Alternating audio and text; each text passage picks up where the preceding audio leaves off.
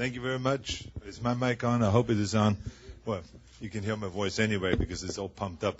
But anyway, it's great to be back again in Fresno, and I want to thank again Mayor Audrey, my friend, and Mike Valines, two great friends of mine that I've been working with for quite a few years now, and I've been having a great time with both of you. You're problem solvers, so I really appreciate that and the kind words.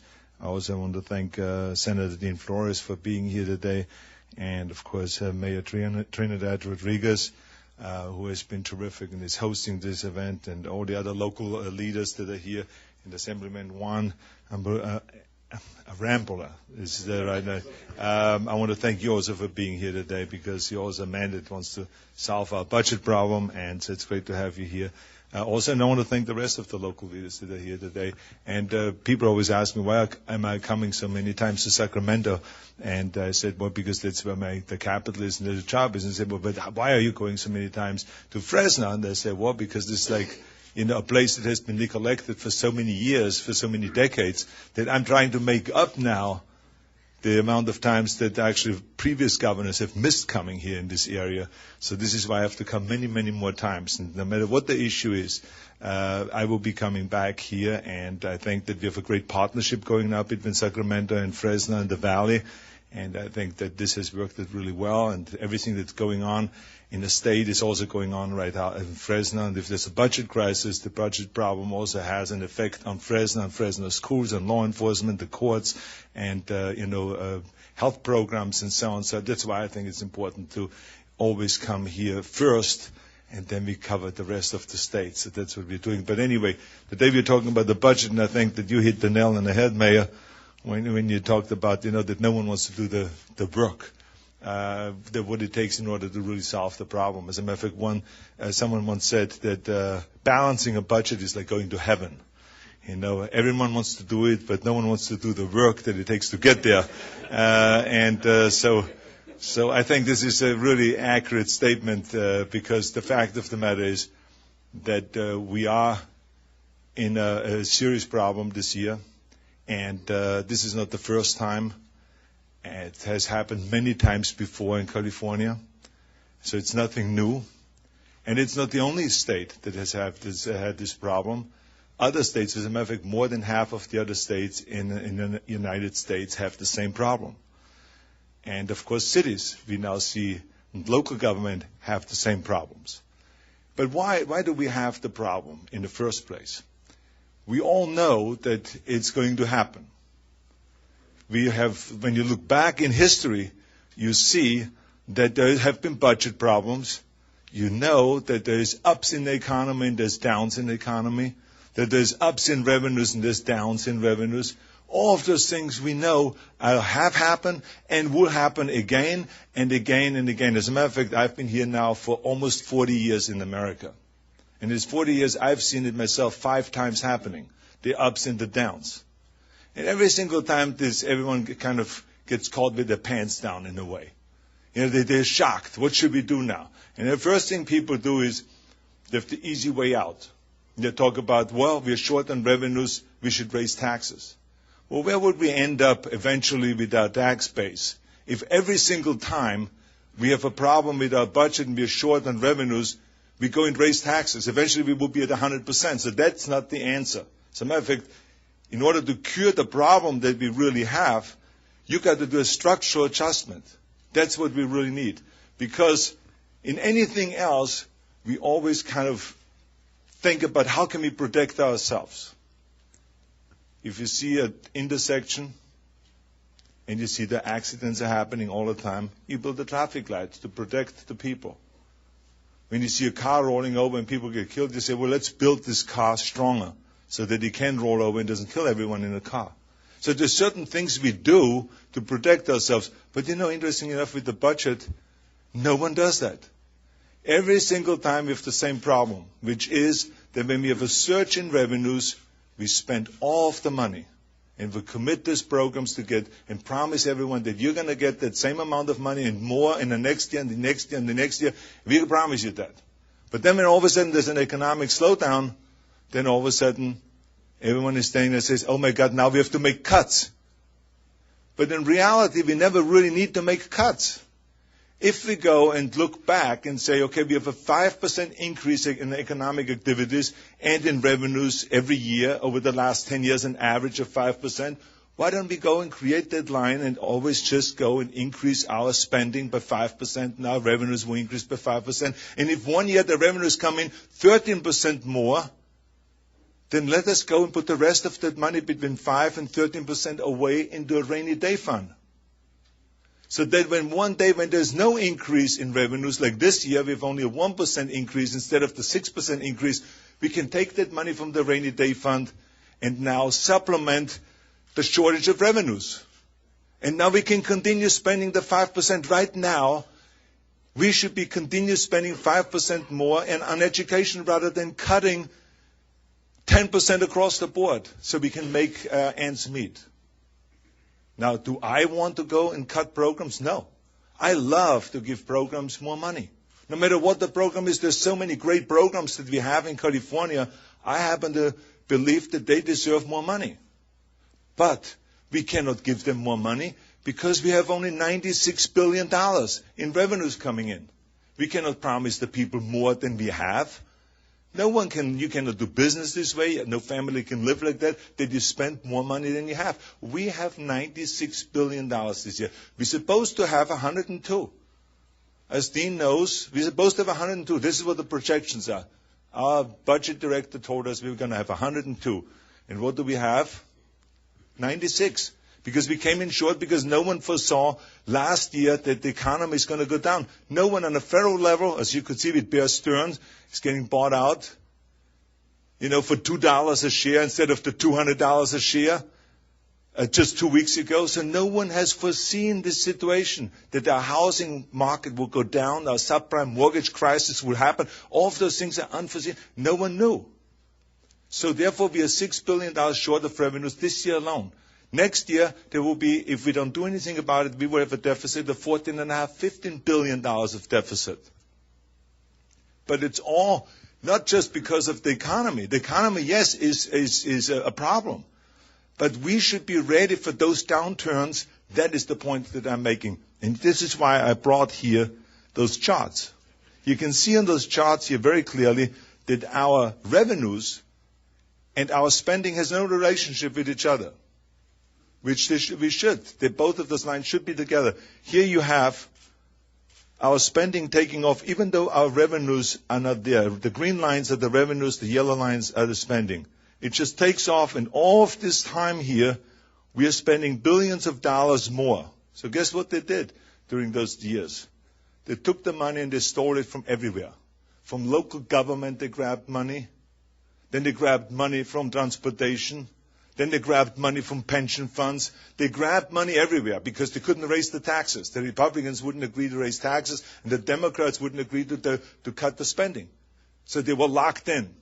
Now, Pete Wilson raised taxes, and before then Reagan raised taxes. But like I said, we can't raise taxes every time we have this problem. What we should do is, if we have the budget reforms in place that I have recommended, which is just simply to put the rainy day fund aside, we would have the two lines come together. Not perfectly. It's never perfect, but they will come together closer, and we would not have this problem. Now, when you look over here, if we don't fix the budget problem, from now, for years to come, there will be a separation of anywhere between 8 and $11 billion a year. Now imagine how much you would have to raise taxes to fix that. Now, if we solve it by fixing the budget system itself, those two lines will come together. That is what we are trying to do, and this is why I'm going around the state to let people know that what we must do is fix the budget system itself. The budget system does not work. We continuously spend more money than we are taking in for years and years and years. Republican administration, Democratic administration, governors have seen the same problem. Economic downturns, and they were in trouble. So what I want to do is this year take this opportunity to say to the legislators, to the Democrats and Republicans alike, to say, let us sit down as quickly as possible and fix the situation. Fix the budget not only this year, and may I remind you, Democrats and Republicans are working much better together than ever before. It is really fantastic to see that. Like we had the first time Proposition 58 in action. We had declared a fiscal emergency, and we had no idea if Proposition 58 would work.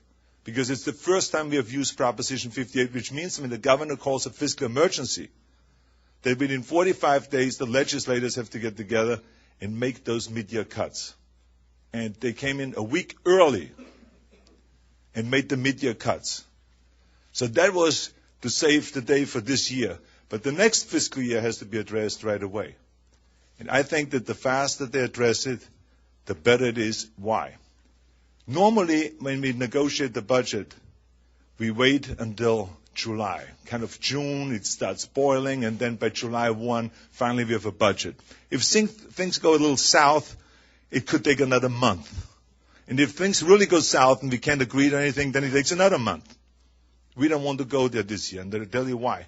Because you cannot make cuts and programs from one month to the next. As you probably know from local government, it doesn't work this way.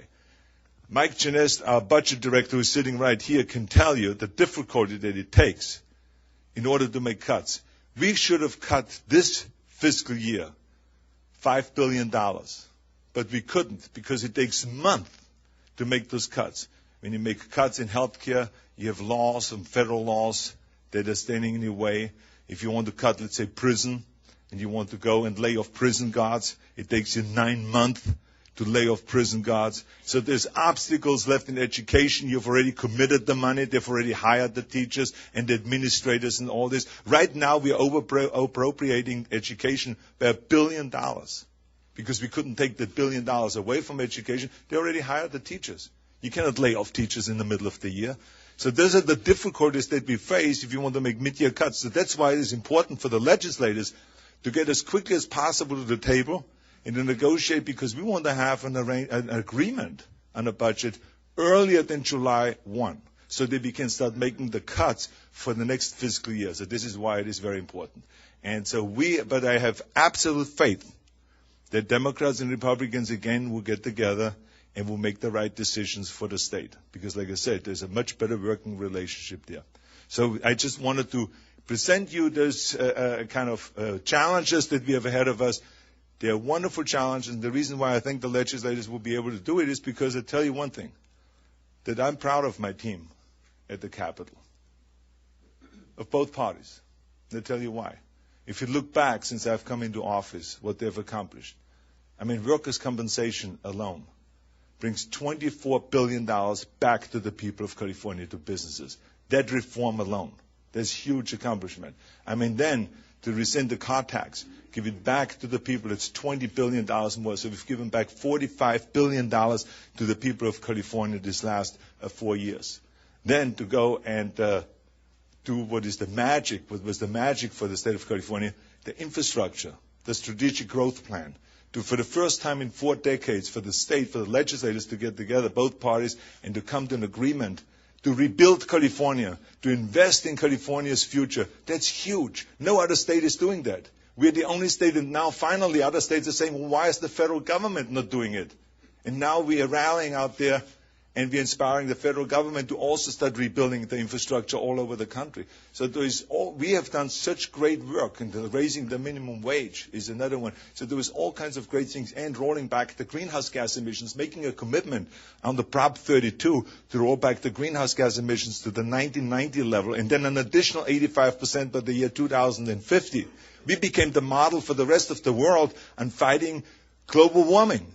Now think about this. In California is number one in so many things. If it's in biotech, in green technology, and in our university system, all of those things. So there's so many things that we can be proud of, which Sacramento has done. So there's some good things that were done.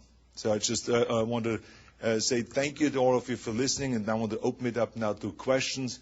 I want you to participate. You maybe have some ideas, because as you know, there's some people that believe that we should create revenues. If you come up with some magic ways of creating revenues for us, let us know. If you have some magic ways of balancing the budget that is a better idea than I have, let me know. We are ready to listen. As a matter of fact, Mike Genest is my budget director, who has been doing a great job under those circumstances here. And so he's also here if you have some detailed questions that you need to know. So please, let's start right here. There's a microphone right behind you. Governor, first I want to thank you for being here today. It means a lot, all the time that you spend here in our community. A question I have, I'm involved with the regional blueprint, and many communities across the state have been involved in creating these blueprints dealing with land use and transportation issues out to the year 2050. What types of things can we do to start promoting economic development and building more infrastructure? I know you've led the way on Proposition 1A through E, but what other things can we do to get water systems built, to get more energy systems built here? Because our energy policy definitely is broken. To begin to invest in nuclear power facilities, Europe has been doing that for many years. So what can we do to start focusing on that? That's going to be, a 20, 30, 50-year plan, but that will help generate more revenue for California, for both government and the people paying taxes as well will have more jobs. What can we do? Well, first of all, I commend you for making a plan 30, 40, 50 years out, because that's what you need. I mean, there's so many decisions that we have to make today that have nothing to do anymore with, what will be done while we're in office. These are things that will be done way after we have left office in most cases. And I think that to look ahead, we've seen when it comes to the development that we've really not done a good job. And when it comes to transportation, because infrastructure is so important. And I think this is why I think Mike just talked about it earlier about water. I mean, when you think about water, I mean, we have 1 year we had a drought, and we already have a problem with our water supply in California. There's rationing in various different areas in California. There's increase in water price in other areas. Businesses cannot start their businesses because they are not having enough water in that area. So it really will hold back. It will hold us back to live up to 100% of our potential economically. So it's extremely important that you, community, work together with us and to put really the pressure on the legislators sitting there. Put the pressure on the legislators that we create water, that we fix the delta, that we fix the ecosystem at the delta, and also to create water storage above the ground and below the ground water storage, and to write the language in such a way that we in fact can build the water storage. Because that's the important thing. There's a lot of people that talk about water storage, but they want to write the language in such a way that you can never build it. So there's two different things, okay, to believe in water storage and to believe in a language that says that you in fact can build it. So this is why those negotiations are going on right now with Senator Cogdell, who is, the kind of one of the leading guys and experts in that, and there's other legislative leaders that are working on this. Mike is, of course, a big believer. I think everyone is a big believer. It's just we have different ideas of what needs to be done in order to get it done. But very important when you talk about looking 40, 50 years to the future, water is part of that very important factor. And also the other things that we have done, like fixing the levees, going now to build Highway 99 and to start expanding and to start building extra bridges and highways and freeways and on-ramps and off-ramps and all of those things. Mass transit is part of this. And all of this is extremely important that we do it the smart way. We look way in the future, not just 1 year at a time or 5 years at a time, way into the future, because we know one thing, that our population is going to increase. And the predictions are that by the year 2050, we're going to be 50 million people. Some people even say 60 million people. So there's a tremendous increase in population coming, so we got to be ready. We got to have the water for these people. We got to have the transportation, all of the things in place. So very smart. Yes?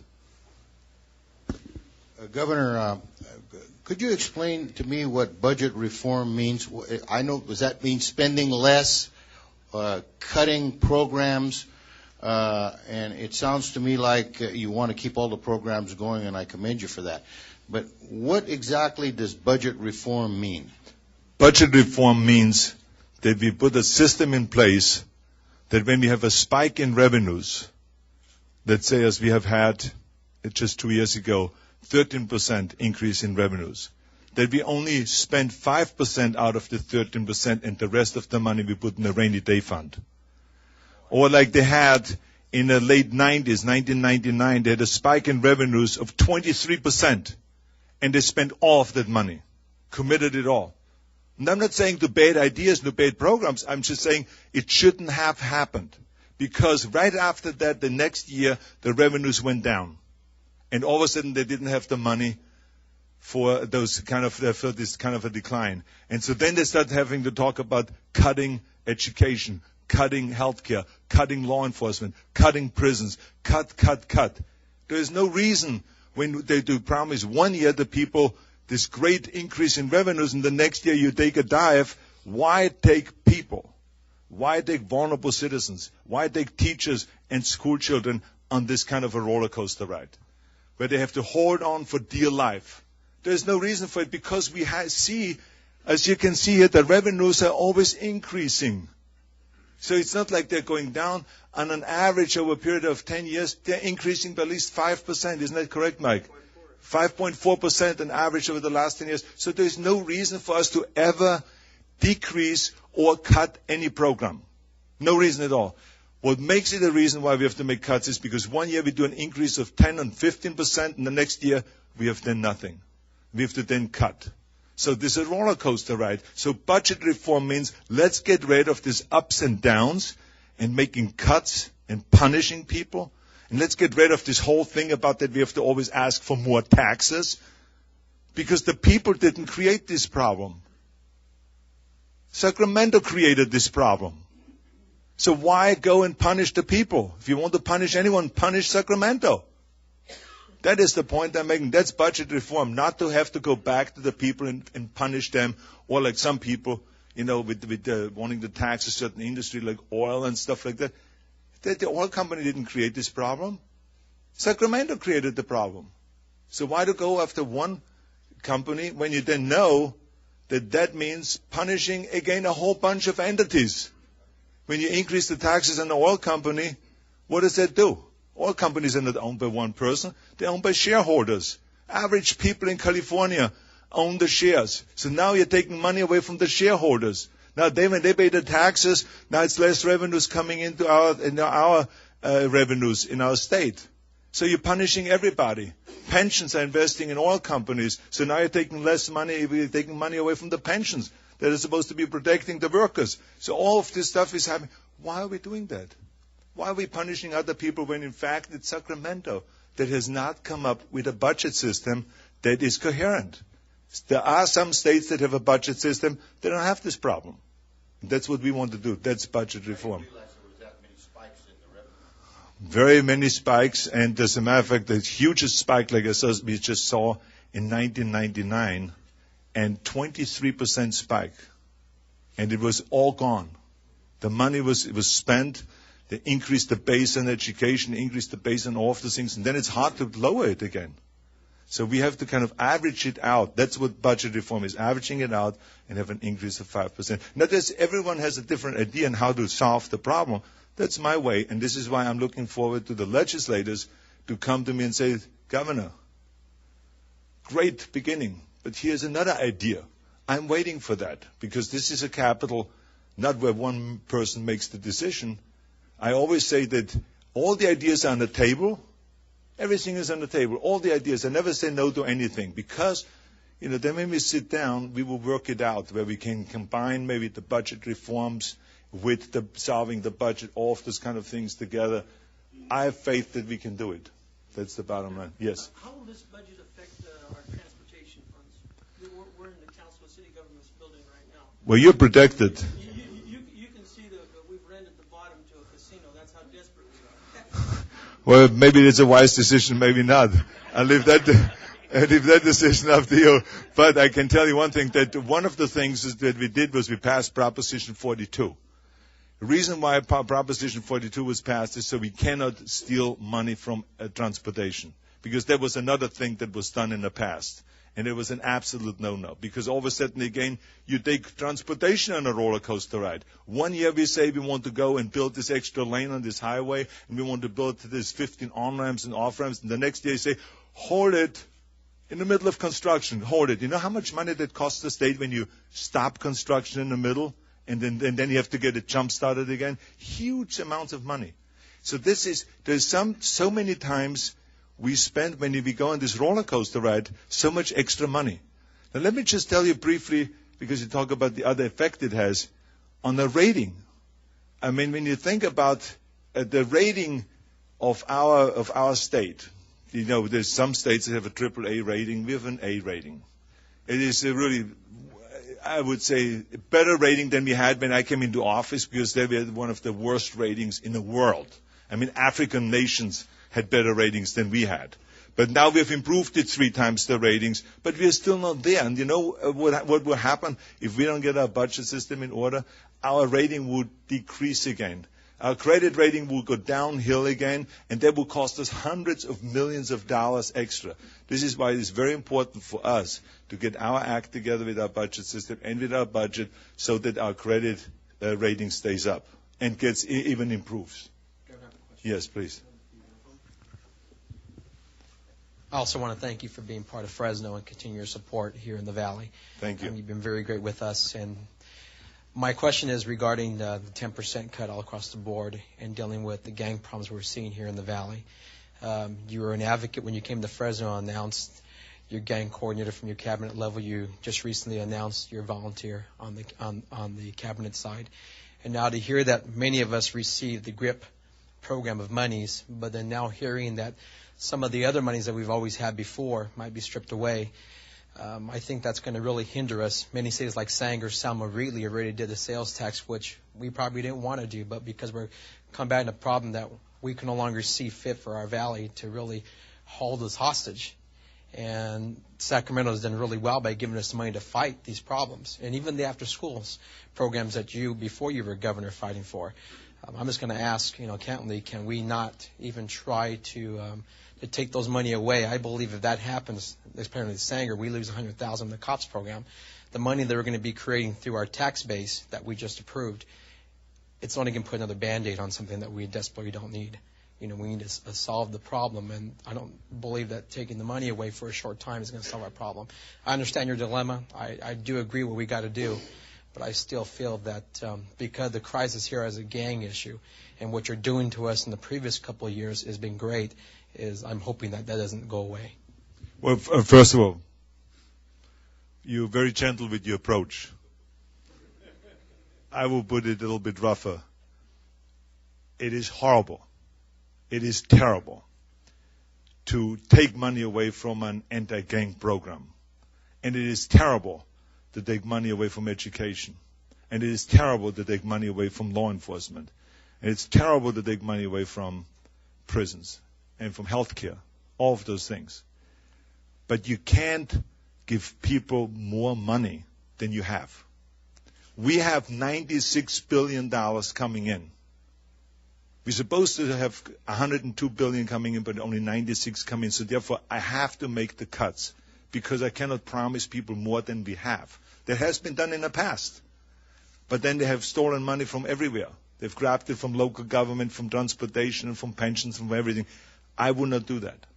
So this is why I say that's all we can give the state of California, because that's all we have. As horrible as it is, and that's why I say let us all make an effort to say this, the old Jewish saying, never again. Never again. Let's make this the year where we say never again, because we can solve the problem. So this will never, ever happen again. But let's not continue on another 40 years, like the last 40 years, and go and take people through this roller coaster ride. That's what I want to avoid. Let's fix the problem, and never again, because you're absolutely correct. It is the worst thing to make cuts in all of those extremely important programs that would protect our people, that will save our children, that will save the future of education and the state and all of those kind of things. So I'm with you 100%. So, you see the education community out there protesting and say, send the governor a letter that you shouldn't cut education. You don't have to send me the letter. I don't want to cut education. I want to tell the children and the teachers, we want to protect your program, so let's fight for budget reform. Because I cannot go and promise you more money, because we don't have more money. Unless someone comes up with a better idea of where to create the revenues, I don't see it. Yes, please. I would compliment you on your presentation and budget reform. I'm with you 100%, and the rainy day fund is a good idea too. But along with budget reform, I think we need to start taking a look at opportunities at how we reform government and how we deliver those services, the structures that we have, the relationship between the counties, of which Supervisor Case and I are on the Board of Supervisors, how we maybe change that relationship and how we deliver services. So that's one. Two is mandates. You'll be hearing probably more from us as well as other counties that we have a lot of mandates that are either unfunded or underfunded. So it's time to take a look at that system and see where it's time now to maybe start talking about eliminating mandates. But the last thing, Governor, I'll just leave you with is I know Elizabeth Hill has put some other issues on the table, and closing tax loopholes is certainly something that I hope all of you keep on the table, because it's going to be one of those areas where there's an opportunity to get more money. However, that has to be balanced against some of the things you're talking about, rainy day funds, so that we don't overexpend our dollars. So. Well, I have to totally agree with you, because I think that we have to reevaluate. Are we really having the best system in place? Maybe we should reevaluate on how we provide services. And maybe sometimes it costs too much money to provide those services the way it is right now. I mean, we know in various different departments there's ways of making changes, and I think this is something that legislators should get together and re-examine that. Number two, I totally agree with you that, yes, and that's why I said earlier, if there is tax loopholes that don't make any sense anymore, because many times we don't revisit those things every year and look at it. Maybe there are some there that don't make any sense, and maybe we can get some extra revenues so we can provide education and law enforcement and so on with some extra money. And that's why I said it's on the table.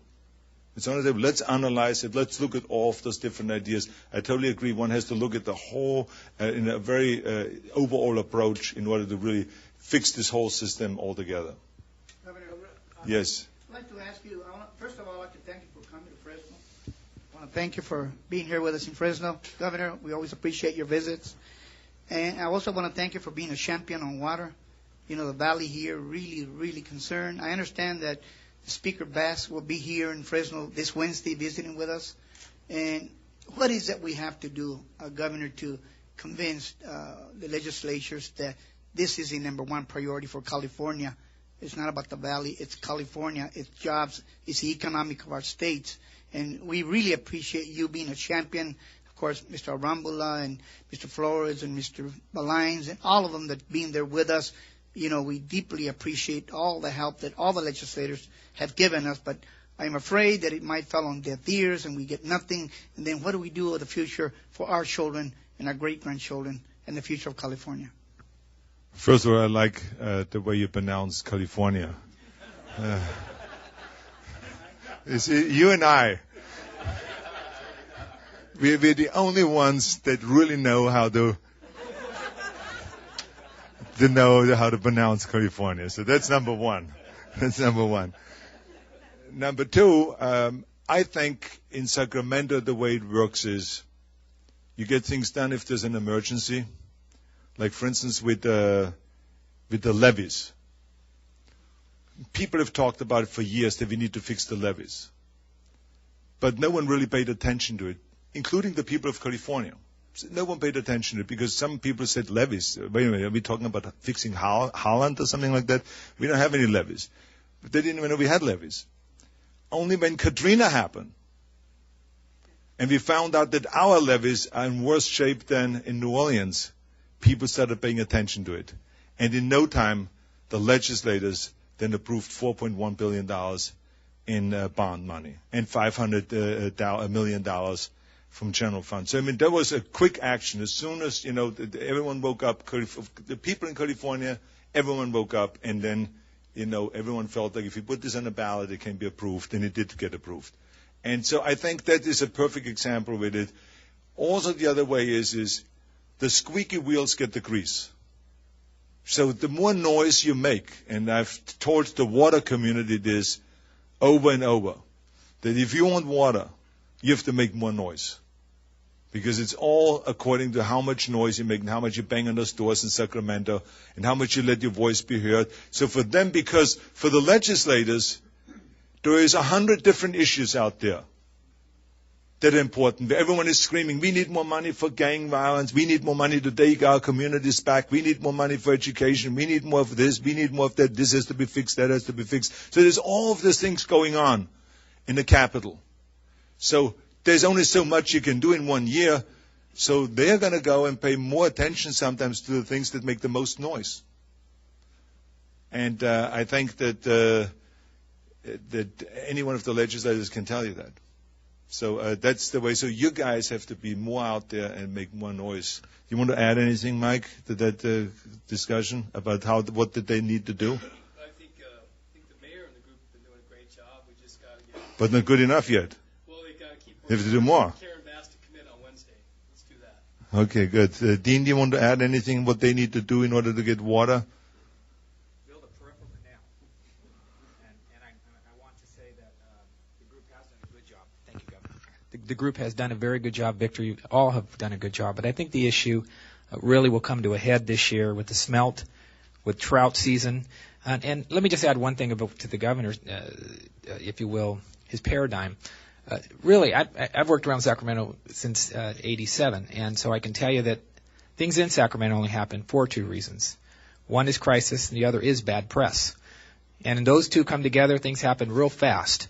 And so the bad press is already there in terms of the water situation. I would simply say that what we need to do, Mike, is that we need to get Senator Parada and Kip Lipper in a room, and we need to figure out how we make above ground, below ground work together. And then we have to talk about, an exterior canal. At the end of the day, it doesn't we can increase our basins, but if we don't have a way to move water in California, and that's going to take a tremendous amount of challenge with Senator Parada, as you know. But there are those in our caucus that might be able to put some votes together to work with our Republican colleagues in a larger, comprehensive package. And so, I know the governor gets beat up once in a while when he talks about bigger issues and comprehensiveness, but there's support for some Democrats on that concept. So there's some seeds of making this happen, but we have to continue to use the words, as I've told Victor, comprehensive versus a singular reservoir. It's comprehensive. Okay. With that said, we're going to Thank you very much. Yeah. We want to thank you for being here, especially for the council governments being the host. And as well stated, as you come into Fresno, it is the new frontier. The Central Valley certainly is the new frontier, and I think we really need to really take seriously the budget reform that you're proposing. And I think all of us will work wholeheartedly on a bipartisan issue, on all of these bipartisan issues that are discussed for us. We're going to take two more questions. Two more questions. Okay. Yeah, go ahead, Dean. Please. Thank you, Governor. Let me give a Democratic perspective, if we could, on the governor's the budget. I'm not going to speak for Senator Parada, but I am, if I could. Number one, Mike, and Governor, that more than anything that we have in Sacramento at this time is not a spending problem. It's a communication problem. And at the end of the day, I want you to know that we are committed and we should get to the table sooner. And I know that may revise, and we always kind of wait for that, but we know that it's not going to change very much in terms of getting to the table. I will tell you that from our viewpoint, I would say that one thing that we would like the governor to do, as everything is on the table, is to begin the prioritizing these issues. And at 10% across the board, it sounds fair.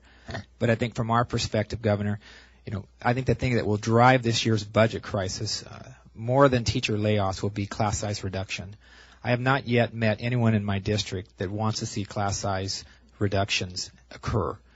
And with that initiative, I think what we're going to find is a lot of folks asking the question, how can we make structural reform? I don't think there's going to be a Democrat that would disagree with a rainy day fund for the longer term solution. I hope not. I think that's very important. But I think what is going to happen is we're going to have to ask the premise question, which is we do have ups and downs. My view only, I think sometimes we give away money back when we can't afford it. And therefore, when we can't afford it, we wish we had it back. Thus, the car tax. And I know that isn't a very popular thing to say, but if we have saved $24 billion, we surely could use that today. And so I think as you start to think about the ups and downs, we want to also make sure we have a very consistent plan with not only new revenue coming in, if that's a possibility, and I know Mike is already shaking his head, but I think it's definitely a discussion item that we would like to have, be it targeted or not. And I'm very happy that the governor is, and I do know him very well in terms of doing this, laying it all out on the table, and then eliminating things, if you will, that will make this thing work. So I want you to know that I think you have some thoughts, if you're sitting in here, this hopefully will not be a long budget year. And I think the governor's right. Sometimes when things are really, really, really bad, we actually get things done quicker because they're so bad. So there's not an opportunity to continue to linger. So I would just simply say, Mike, from our perspective, we'd like you to get to the table. I heard the governor say the doors are open. He's waiting for our legislators to walk through them. We will encourage our legislators as well to walk through those doors because we need to start this process much quicker. Thank you very much. Thank you. One more question? Yes, right over here, please.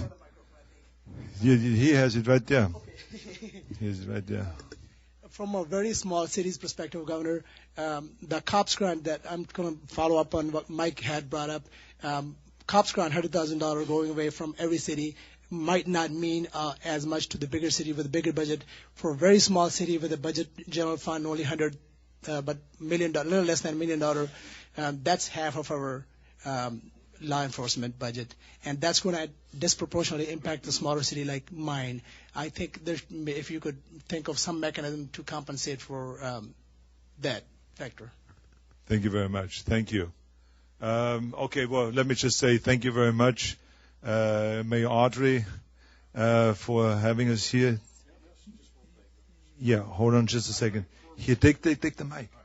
I know you got to go, but folks, we're going to feel that 10% too in Fresno.